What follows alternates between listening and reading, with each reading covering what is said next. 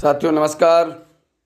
मैं लवलेश दुबे बिंदास coaching centre से आज मैं कक्षा 11वीं का पेपर लेकर आया हूँ हिंदी का, जिसमें हमने हल सहित प्रत्येक क्वेश्चन को दिया है। हमें आशा है कि आपको हमारा यह प्रयास अच्छा लगेगा और आपके पेपर में आपकी अच्छी मदद होगी। इसमें से आपको तकरीबन 60 से 70% क्वेश्चन पेपर में 100% मिलेंगे, इसकी गारंटी मैं लेता हूँ। साथियों, आपसे एक विनम्र निवेदन है कि आप वीडियो को देखते बस हैं। आपसे विनम्र आग्रह यह है कि आप एक बार वीडियो को पूरा देखें। देखने के बाद आप वीडियो को लाइक करें, शेयर करें और सब्सक्राइब करना ना भूलें। साथियों, अपने मित्रों तक जरूर पहुंचाएं ताकि उनकी भी मदद हो सके। आइए देखते हैं, कबीर ने ईश्वर के कितने रूप माने हैं। तो साथियों, यह क्वेश्चन है, कबीर ने ईश्वर के कितने रूप माने हैं। तो साथियों 1, 2, 3 या अनंत। तो साथियों, आपको पता है कि कबीर ने ईश्वर के का एक रूप माना है। अक्क महादेवी किस भाषा की कवित्री हैं। तो संस्कृत भाषा की हैं कि कन्नड़ की हैं कि हिंदी की हैं कि तमिल की हैं। तो साथियों, आपको पता है कि अक्क महादेवी जी कन्नड़ भाषा की कवित्री हैं। महाकाव्य में सर्गों की संख्या होती है। तो साथियों 2 से कम, 2 से अधिक, 4 से कम, 4 से अधिक। तो साथियों, आपको पता है कि महाकाव्य में सर्गों की संख्या होती है 4 से अधिक। साथियों, पेपर बिल्कुल ब्लूप्रिंट के आधार पर तैयार किया हुआ है। जिस इकाई से जितने अंक का पेपर आना है तो उस इकाई से उतने अंक का ही पेपर लिया गया है, उतने अंक के क्वेश्चन लिए गए हैं। पेपर बहुत इम्पोर्टेंट है और पेपर आपके पेपर में आने की 100% संभावना है। करुण रस का स्थायी भाव है शोक, हास्य, रति, रौद्र। तो साथियों, करुण रस का स्थायी भाव है शोक। रमणीयार्थ प्रतिपादक शब्द काव्यम परिभाषा है आचार्य विश्वनाथ की, आचार्य रामचंद्र शुक्ल की, पंडित जगन्नाथ की, आचार्य मम्मट की। तो साथियों, यह परिभाषा है आचार्य विश्वनाथ की। रंग भूमि रचना है। तो साथियों, आपको पता है कि रंगभूमि, कर्मभूमि, सेवा सदन, रंगला, निर्मला, पंच परमेश्वर, बूढ़ी काकी इत्यादि रचनाएं जो हैं वो मुंशी प्रेमचंद जी की हैं। और प्रेमचंद जी को हिंदी साहित्य के इतिहास का उपन्यास सम्राटकार के रूप से जाना जाता है। शब्द परी का नाम था, शब्द परी का नाम था तो नीरजा था कि चंद्रिका था कि जाह्नवी था कि जिज्ञासा था। तो साथियों, आपको पता है शब्द परी का नाम जाह्नवी था। रिक्त स्थानों की पूर्ति कीजिए। वाणी का डिक्टेटर को कहा जाता है, मीराबाई को या कबीरदास को। तो आपको पता है कि वाणी का डिक्टेटर कबीरदास जी को कहा जाता है। घर की याद कविता ऋतु में लिखी गई है। तो घर की याद कविता साथियों वर्षा ऋतु में लिखी गई है। रीतिकाल का प्रमुख रस है। तो रीतिकाल का साथियों प्रमुख रस श्रृंगार है। छायावाद के प्रमुख स्तंभ हैं 4, 5। तो साथियों, आपको पता है कि छायावाद के 4 प्रमुख आधार स्तंभ हैं महादेवी वर्मा, सूर्यकांत त्रिपाठी निराला, सुमित्रा नंदन पंत और जयशंकर प्रसाद। ये साथियों छायावाद के 4 आधार स्तंभ हैं। संचाई भावों की संख्या है। तो साथियों, संचाई भावों की संख्या 33 है। पेट में चूहे कूदना में शब्द शक्ति है। तो साथियों, पेट में चूहे कूदना एक मुहावरा है और मुहावरा क्या है, लक्षणा शब्द शक्ति है। एक वाक्य में उत्तर दीजिए। अप्पू की माँ का क्या नाम था। तो साथियों, आपको पता है कि अप्पू की माँ का नाम दुर्गा था। तकनीकी शब्द से क्या तात्पर्य है, लिखिए। तो साथियों, तकनीकी शब्द से तात्पर्य यह है कुशलता, कुछ करने या बनाने की प्रणाली। अब साथियों, बोली किसे कहते हैं। तो भाषा का वह स्वरूप जो एक छोटे क्षेत्र में बोलने के लिए उपयोग किया जाता है जो किसी सीमित क्षेत्र विशेष में फैली हुई होती है उसे बोली कहा जाता है। लता की लोकप्रियता का मुख्य मर्म क्या है? तो साथियों आपको पता है कि लता मंगेशकर जी जो थी उनकी मुख्य विशेषता थी गानपन। कलमकारी किस प्रदेश की चित्रकारी है? तो आपको पता है कि कलमकारी आंध्र प्रदेश की चित्रकारी है। हिंदी का पहला साप्ताहिक पत्र है उदंत मार्तंड। राम वृक्ष बेनीपुरी की डायरी का नाम क्या है? तो साथियों राम वृक्ष बेनीपुरी की डायरी का नाम डायरी शैली है। अब साथियों आपको सत्य सत्य बताना है। पथेर पांचाली फिल्म सन 1955 में प्रदर्शित हुई, सत्य है या असत्य? तो साथियों यह सत्य है। संस्मरण स्मृति पर आधारित होता है, तो साथियों यह भी सत्य है क्योंकि संस्मरण में सम्यक स्मरण होता है।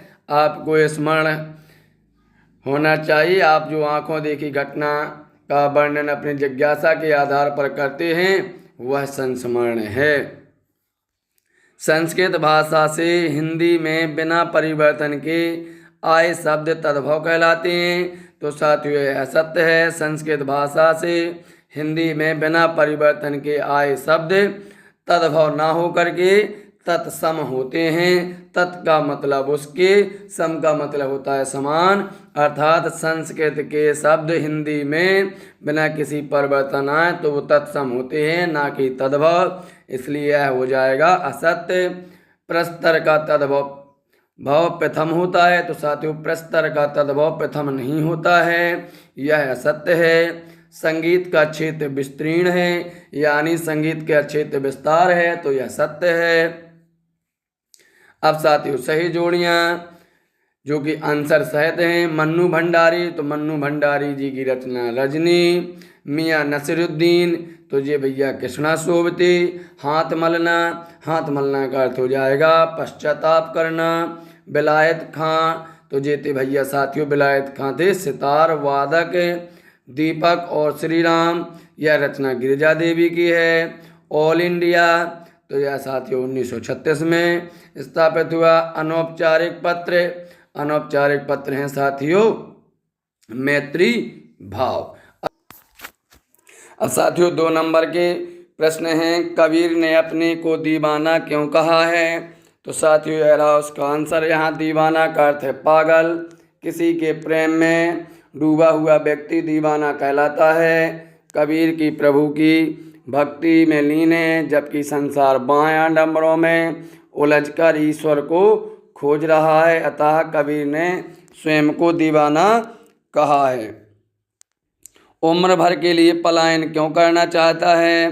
तो कबीर उम्र भर के लिए पलायन क्यों करना चाहता है, ये भी इम्पोर्टेंट क्वेश्चन है और इसकी पेपर में आने की 100% संभावना है। अगला क्वेश्चन, रीति काल की प्रमुख विशेषताएं लिखिए। तो साथियों ये रही रीति काल की प्रमुख विशेषताएं, इन्हें भी आप एक बार वीडियो को पॉज करके नोट कर लें, आपके पेपर में आने की 100% संभावना है। रीति काल को श्रृंगार काल क्यों कहा जाता है? तो साथियों ये भी आंसर सहित है, इसे भी आप नोट कर लें, इसकी भी पेपर में आने की संभावना 100% है। महाकाव्य और खंडकाव्य में अंतर लिखिए। तो साथियों आपको पता है महाकाव्य किसे कहते हैं और खंडकाव्य किसे कहते हैं। महाकाव्य साथियों उसे कहते हैं जिसमें नायक के संपूर्ण जीवन को आधार मान करके वर्णन किया जाता है और खंडकाव्य में जीवन की किसी एक घटना के आधार मान करके वर्णन किया जाता है। महाकाव्य में कई सर्गों का प्रयोग किया जाता है और खंडकाव्य में एक सर्ग का प्रयोग किया जाता है। महाकाव्य में कई छंदों का प्रयोग किया जाता है। इस प्रकार से अंतर हैं, इन्हें आप नोट कर लें। जबकि खंडकाव्य में एक छंद का प्रयोग किया जाता है। महाकाव्यों में पात्रों की संख्या अधिक होती है जबकि खंडकाव्य में पात्रों की संख्या कम होती है।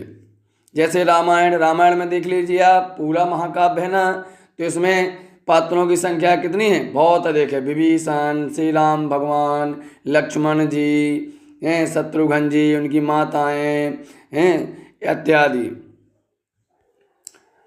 अब जैसे पार्वती मंगल है तो पार्वती मंगल में केवल पार्वती जी से संबंधित है, एक व्यक्ति विशेष पर आधारित है। अब साथियों अगला क्वेश्चन है महाकाव्य और खंडकाव्य हिंदी के किन्हीं 4 महाकाव्यकारों के नाम और उनकी एक एक रचना। तो साथियों तुलसीदास जी की रचना है श्री रामचरितमानस, साकेत मैथिली शरण गुप्त, कामायनी जयशंकर प्रसाद की रचना है और प्रिय प्रभास अयोध्या सिंह उपाध्याय जी की रचना है। तो साथियों ये रहे 4 महाकाव्य और उनके लेखक। अगला क्वेश्चन वक्रोक्ति अलंकार का एक उदाहरण लिखिए। तो साथियों वक्रोक्ति अलंकार का उदाहरण है मैं सुकुमार नाथ बन जोगू, तुम ही उचित तय मुँह कहीं भोगू। तो साथियों ये रहा वक्रोक्ति अलंकार का उदाहरण। अब साथियों यमक अलंकार की परिभाषा उदाहरण सहित दीजिए। तो साथियों यमक अलंकार काव्य में जब किसी शब्द की आवृत्ति 2 या 2 से अधिक बार हो और प्रत्येक बार उसका अर्थ भिन्न हो तो वहाँ पर साथियों यमक अलंकार होता है। जैसे उसका उदाहरण है कनक कनक ते 100 गुनी मादकताधिकाय, या खाए बौराय जगे वा खाए बौराय। तो साथियों ये रहा यमक अलंकार। अब साथियों अगला क्वेश्चन नमक का दरोगा कहानी का कौन सा पात्र आपको सर्वाधिक प्रभावित करता है और क्यों? तो इसे भी नोट कर लीजिए। और अगला क्वेश्चन है मियां नसीरुद्दीन के व्यक्तित्व की 2 विशेषताएं लिखिए। तो यह भी इम्पोर्टेंट क्वेश्चन है, इसे भी नोट कर लें। आपसे आग्रह है कि आप वीडियो को पॉज करके नोट जरूर कर लें, क्योंकि पेपर में आ गया तो आपसे बनना चाहिए और 100% पेपर में आएगा। लॉर्ड कर्जन कैसा बादशाह रहा था? तो साथियों ये भी रहा, इसे भी नोट कर लें आप कि लॉर्ड कर्जन कैसा बादशाह रहा था। तो वह भारत में नियुक्त होने वाले सबसे कम उम्र के बादशाह रहे थे और उन्होंने 1899 से 1905 के बीच बादशाह राय के रूप में कार्य किया। वह औपनिवेशिक सरकार के सबसे प्रभावशाली और सबसे विवादित वायसराय में से एक थे। भारत का वायसराय बनने के पूर्व भी कर्जन 4 बार भारत आ चुका था। तो ऐसा वायसराय था भैया। लॉर्ड कर्जन को इस्तीफा क्यों देना पड़ा? तो साथियों बंगाल विभाजन से संबंधित क्वेश्चन है, यह भी इम्पोर्टेंट क्वेश्चन है, इसे भी नोट कर लें। साहित्य समाज का दर्पण है, तो इसमें भाव विस्तार करना है, भाव पल्लवित करना है। जो साहित्य व समाज का दर्पण कैसे है, तो यह भी इम्पोर्टेंट क्वेश्चन है, इसे भी नोट कर लें। अब अगला क्वेश्चन चरित्र सबसे बड़ा धन है। कहते हैं कि चरित्र गया तो सब गया, जीवन का सबसे बड़ा धन चरित्र है। हमें चरित्र को गिरने नहीं देना है, अपने चरित्र को बनाए रखना है। अब अगला क्वेश्चन लता मंगेशकर को भारतीय गायिकाओं में बेजोड़ क्यों कहा गया है? तो साथियों क्योंकि लता जी की भाषा कैसी थी? सादगी पूर्ण थी, कोकिला स्वर था। इस कारण से लता मंगेशकर को भारतीय गायिकाओं में बेजोड़ कहा गया है, इसे भी आप नोट कर लें, बहुत इम्पोर्टेंट क्वेश्चन है। अब अगला क्वेश्चन बेबी हवलदार को किन प्रसिद्ध लेखकों के नाम याद थे? तो साथियों इसे भी नोट कर लें आप कि बेबी हवलदार को किन प्रसिद्ध लेखकों के नाम याद थे, तो इसे नोट कर लीजिए, बहुत इम्पोर्टेंट क्वेश्चन है। अब आगे जनसंचार माध्यमों के 4 महत्वपूर्ण उद्देश्य बताइए। तो यह भी साथियों इम्पोर्टेंट क्वेश्चन है। जनसंचार माध्यम मोबाइल, टेलीफोन, टीवी वगैरह जो भी हैं, ये सभी जनसंचार के माध्यम हैं। इंटरनेट वगैरह, कंप्यूटर, अब उनका उद्देश्य क्या है, आपको उद्देश्य लिखना है, यह भी इम्पोर्टेंट क्वेश्चन है, इसे भी नोट कर लें। डायरी लेखन की 2 महत्वपूर्ण विशेषताएं लिखिए। तो साथियों यह भी इम्पोर्टेंट क्वेश्चन है।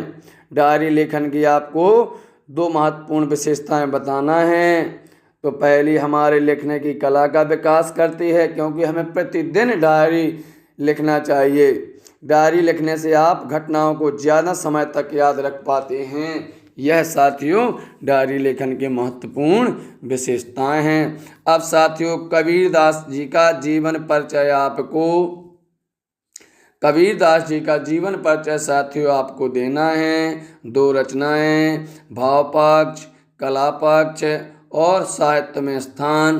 तो साथियों ये रहा कबीरदास जी का जीवन परिचय, इसे भी नोट कर लें आप, ये भी इम्पोर्टेंट है। अब साथियों मीराबाई जी का जीवन परिचय, ये भी आपको जीवन परिचय, 2 रचनाएं, भाव पक्ष, कला पक्ष और साहित्य में स्थान के रूप में देना है, तो इसे भी नोट कर लें, बहुत इम्पोर्टेंट क्वेश्चन है। अब साथियों मन्नू भंडारी जी, तो मन्नू भंडारी जी का आपको 2 रचनाएं लिखना है, भाषा शैली लिखना है और उनका साहित्य में स्थान लिखना है, तो यह भी इम्पोर्टेंट क्वेश्चन है, इसे भी नोट कर लें आप वीडियो को पॉज करके आप नोट करते चलें। अगला क्वेश्चन प्रेमचंद, तो साथियों प्रेमचंद जी की भी आपको 2 रचनाएं लिखना है, भाषा शैली लिखना है और साहित्य में स्थान बताना है, ये भी इम्पोर्टेंट क्वेश्चन है। साहित्य में मुंशी प्रेमचंद हिंदी साहित्य में एक महान कहानीकार और उपन्यास सम्राट के रूप में चिरस्मरणीय रहेंगे, तो ये रहा साथियों प्रेमचंद जी का। अब साथियों अगला क्वेश्चन संगठन में शक्ति है, 13वां क्वेश्चन है यह। संगठन में शक्ति है, विद्यार्थी और अनुशासन, अनुच्छेद लिखना है आपको इसमें। संगठन में शक्ति है, विद्यार्थी और अनुशासन, व्यायाम से लाभ, खेलों का महत्व, इसे भी नोट कर लें, इम्पोर्टेंट क्वेश्चन हैं। इन 4 में से एक क्वेश्चन आपको पेपर में 100% मिलेगा। अगला अपठित काव्यांश, तो साथियों अपठित पद्यांश है, इसमें आपको संदर्भ प्रसंग सहित व्याख्या करनी है। बादल गरजो घेर घेर घोर गगन धारा धर ओ, ललित ललित काले घुंघराले बाल कल्पना, कैसे पाली बज छिपा नूतन कविता, फिर भर दो बादल गरजो, तो साथियों यह है, इसे भी आपको क्या करना है, इसको वो करना है आपको कि शीर्षक बताना है और नूतन शब्द का पर्यायवाची और उपयुक्त काव्यांश का भावार्थ। अगला क्वेश्चन प्रश्न 14वां का 8वां, जीवन का अर्थ है जोश, तो इसका भी साथियों आपको अपठित गद्यांश है यह है। इसके क्वेश्चंस आपको इसी में से छांट कर देना है और बताना है। सबसे पहले तो आपको शीर्षक बता देना है, एक आध विलोम आपसे पूछा जाएगा या पर्यायवाची एक क्वेश्चन उसी में से पूछा जाएगा जो कि 3 नंबर का आएगा। प्रश्न 15वां, निम्न पद्यांशों की संदर्भ प्रसंग सहित व्याख्या कीजिए, तो साथियों इसमें आपको संदर्भ प्रसंग सहित व्याख्या करना है। आपको बताना है कि प्रस्तुत पद्यांश आरोह भाग 1 में संकलित पदों से अवतरित किया गया है। इसके रचयिता निर्गुण परंपरा के सर्वश्रेष्ठ कवि महात्मा कबीरदास जी हैं। तो इसे आपको प्रसंग काहे के बारे में दिया गया है, क्या बताने का प्रयास किया जा रहा है, तो वह प्रसंग हो जाएगा और व्याख्या में आपको अर्थ बताना है। अब साथियों यह रहा 15वां क्वेश्चन। अब साथियों 15वां का अथवा, मेरे तो गिरधर गोपाल दूसरो ना कोई, जाके सिर मोर मुकुट मेरो पति सोई, तो साथियों यह मीराबाई जी की रचना है, मीराबाई जी के पद्य से खंड से लिया गया है और इसका भी आपको संदर्भ प्रसंग और व्याख्या सहित बताना है। प्रश्न 15वां इसका अथवा है जी, तो ये उसका आप नोट कर लें, ये भी जी अर्थ बताया गया है, उसका व्याख्या की गई है। अब साथियों नौकरी के ओहदे की ओर प्रश्न 16वां है, जे गद्य खंड से लिया गया है, इसका भी आपको संदर्भ प्रसंग सहित व्याख्या बतानी है। जैसे नौकरी के ओहदे की ओर ध्यान मत देना, यह तो पीर का मजार है, निगाह चढ़ावे और चादर पर रखनी चाहिए, ऐसा काम ढूंढना जहाँ कुछ ऊपरी आय हो, जी साथियों, प्रस्तुत गद्यांश हमारी पाठ्य पुस्तक आरोह की बहुचर्चित कहानी नमक का दरोगा से लिया गया है और इसके लेखक उपन्यास सम्राट प्रेमचंद जी हैं। प्रसंग बता देना है आपको और व्याख्या जी दी गई है। अब 16वां का अथवा। कभी ऐसा भी होता है जब मैं किसी जलसे में पहुंचता हूं तो मेरा स्वागत भारत माता की जय इस नारे से जोर के साथ किया जाता है। मैं लोगों से अचानक पूछ बैठता कि इस नारे से उनका क्या मतलब है। यह भारत माता कौन है जिसकी वे जय चाहते हैं। तो साथियों, इसे भी आपको संदर्भ, प्रसंग और व्याख्या सहित बताना है, तो इसे भी आप नोट कर लें। प्रश्न क्रमांक 17वां। परीक्षा काल में ध्वनि विस्तारक यंत्रों के बजाने पर रोक लगाने हेतु जिलाधीश को प्रार्थना पत्र लिखना है। तो साथियों, यह रहा प्रार्थना पत्र कि आपके पेपर चल रहे हैं और ध्वनि विस्तारक यंत्र जोर जोर से बजाए जा रहे हैं, उनको बंद करवाने के लिए, ताकि हम अच्छे से पेपर दे सकें। तो इस हेतु आप जिलाधीश को पत्र लिखेंगे। तो साथियों, यह रहा, इसे भी आप लिख लें। हाई स्कूल परीक्षा में मेरिट में प्रथम स्थान बनाने के लिए अपने मित्र को बधाई पत्र लिखिए। तो साथियों, यह बधाई पत्र लिखना है। यह 17 का 8वां क्वेश्चन है। अब साथियों, यह रहा प्रश्न क्रमांक 18वां, जो कि निबंध से संबंधित है। आधुनिक युग का वरदान अथवा कंप्यूटर। तो साथियों, आपको कंप्यूटर के महत्व के ऊपर निबंध लिखना है। ये भी बहुत अच्छा क्वेश्चन है और यह भी पेपर में आने की संभावना है। तो साथियों, यह रहा निबंध, इसे एक बार पढ़ लें। प्रश्न 18वां, स्वास्थ्य ही धन है। तो यह रहा एक निबंध है, इसे भी नोट कर लें। 4 निबंध बताए हैं, 4 में से 2 निबंध आपको पेपर में 100% मिलेंगे। पर्यावरण प्रदूषण। तो साथियों, यह रहा पर्यावरण प्रदूषण का निबंध, यह भी पेपर में आएगा, तो इसे भी एक बार जरूर पढ़ लें।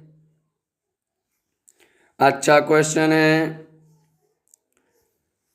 अब ये रहा साथियों वृक्षारोपण के लाभ। वृक्षारोपण या वन संरक्षण, कोई भी आपको वृक्षारोपण दिखे तो आप वृक्षारोपण का निबंध लिख सकते हैं। इसे भी आप एक बार पढ़ लें, जरूर लें, क्योंकि यह पेपर में हर बार क्वेश्चन आता है।